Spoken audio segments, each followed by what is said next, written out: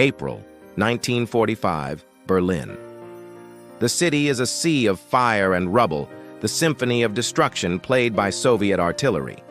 But deep beneath the scorched earth, in a concrete labyrinth 55 feet underground, a different reality is unfolding. This is the Führer bunker, the final claustrophobic stage for the downfall of a madman and his 1,000-year Reich. What really happened in those last, desperate 10 days? The story is more bizarre, more chilling, and more humanly tragic than you can imagine. Welcome to the heart of the storm. The bunker wasn't just a shelter. It was a microcosm of the collapsing regime. A concrete tomb with 30 small, damp rooms, buzzing with the whine of ventilation systems and the constant tremor of explosions from above. Here, Adolf Hitler, a man who once commanded legions, was now a stooped, trembling figure, his left hand shaking uncontrollably. His face was pale, his eyes sunken, a ghost haunting his own tomb. His world had shrunk from the vast expanse of Europe to these suffocating corridors. By April 20th, Hitler's 56th birthday, the mood was a grotesque parody of a celebration. Top Nazi officials like Hermann Göring, Heinrich Himmler, and Albert Speer gathered for the last time. They offered hollow birthday wishes, their eyes darting towards the exits. They knew the end was near. The air was thick with unspoken truths and the stench of desperation. Speer later described the scene as a funeral. One by one, they would plead with Hitler to flee to the south. He refused. He would stay in Berlin.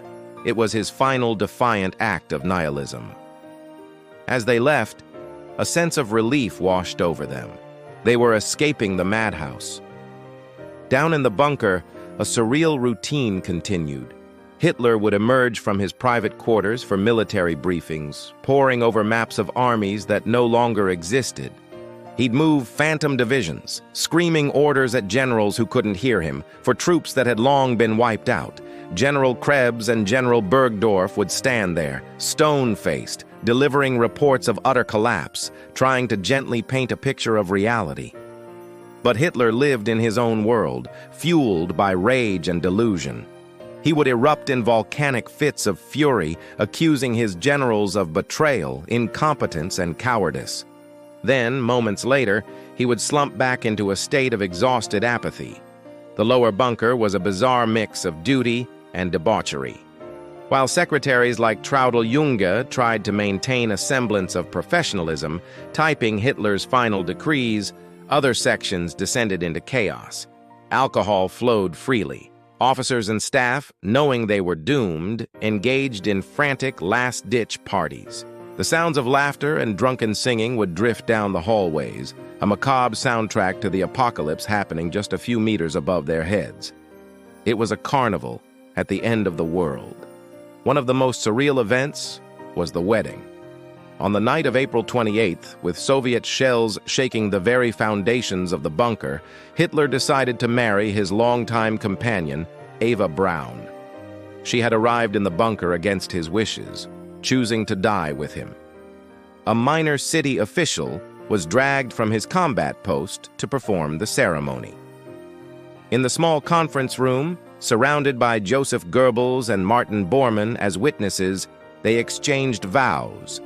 The wedding breakfast that followed was a somber affair with champagne and nervous conversation. Eva was ecstatic, finally achieving her life's ambition to be Frau Hitler, even if it was just for less than 40 hours. Immediately after the wedding, Hitler dictated his final will and political testament. It was a document devoid of remorse, a final venomous tirade blaming international Jewry for the war and lamenting the betrayal of his commanders. He appointed Admiral Karl Dönitz as his successor, not Göring or Himmler, whom he now considered traitors. He even ordered the arrest of Himmler, who had been secretly trying to negotiate a surrender with the Western Allies. The paranoia was absolute. The next day, April 29th, brought news that sealed their fate. Word reached the bunker of the fate of Hitler's ally, Benito Mussolini.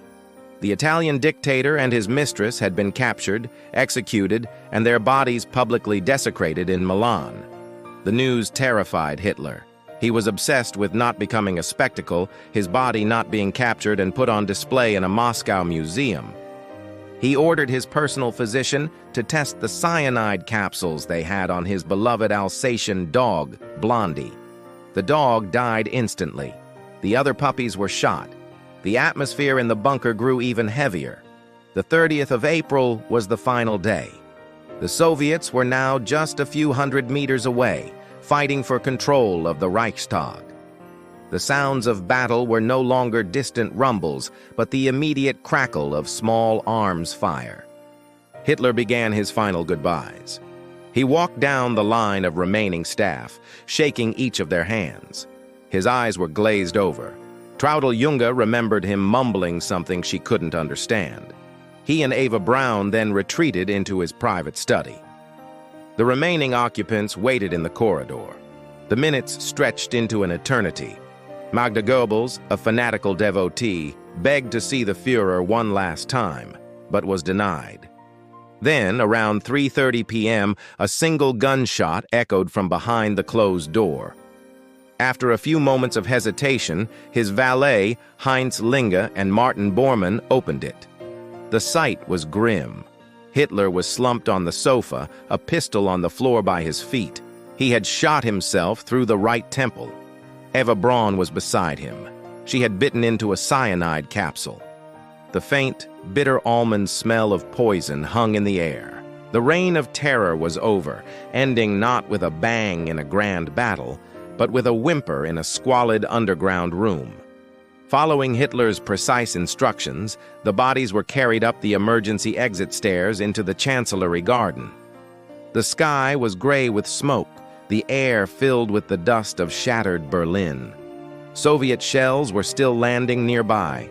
The bodies were placed in a shallow crater, doused with nearly 200 liters of petrol, and set alight. As the flames consumed the architects of so much suffering, a small group of loyal Nazis, including Bormann and Goebbels, stood in the garden and gave a final, stiff-armed salute. The horror wasn't over. The next day, Josef and Magda Goebbels enacted their own final terrible act. Magda, having declared there was no place in a post-Nazi world for her children, poisoned her 6 children with cyanide as they slept.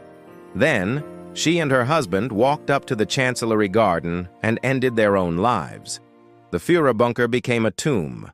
Most of the remaining occupants attempted to break out, but few succeeded. The final chapter of the Third Reich was written in blood, cyanide, and fire, deep beneath the streets of its fallen capital. The 1,000-year Reich had lasted just 12 years, and its end was as pathetic and depraved as its existence. A testament to how a twisted ideology can lead humanity into its darkest abyss. Thank you so much for watching. The story of the bunker is a stark reminder of the consequences of tyranny and delusion. If you found this journey into history compelling, please hit that like button, subscribe for more deep dives, and share your thoughts in the comments below. We'll see you in the next video.